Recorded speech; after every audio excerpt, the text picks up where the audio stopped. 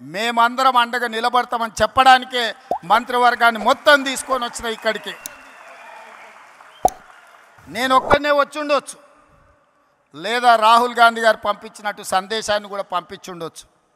అలా కాకుండా మేమందరం మా సహచర మంత్రివర్గ సభ్యులందరం కూడా వచ్చి వేదిక మీద కూర్చున్నాము అని అంటే మేమున్నాం మీకు అండగా నిలబడడానికి, మేముంటాం మీకు తోడుగా నిలబడడానికి. షర్మిల గారు చేసే ప్రయత్నాన్ని విజయవంతం చేయడానికి ఈ మధ్య టీవీలో పేపర్లో చూస్తున్న కడప పార్లమెంట్కు ఉప ఎన్నికలు రావచ్చు అని. నిజంగానే ఉప ఎన్నికలు వస్తే ఊరూరు తిరిగే బాధ్యత నేను తీసుకుంటా.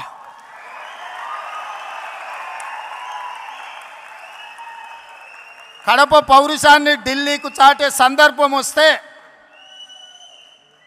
కడప జిల్లా వాసుల తరఫున కాంగ్రెస్ పార్టీ జెండా మోయడానికి, గల్లీ గల్లీ తిరగడానికి, అక్కడి నుంచే ఎక్కడైతే పోగొట్టుకున్నామో అక్కడనే వెతుక్కోమని పెద్దలు ఏదైతే చెప్పినరో, ఏ కడప జిల్లాలో కాంగ్రెస్ పార్టీకి దెబ్బ తగిలిందో అదే కడప జిల్లా నుంచి కాంగ్రెస్ పార్టీ జెండాను ఎగరేసి ఆ గడ్డ మీద నుంచే పోరాటం మొదలు పెడదాం.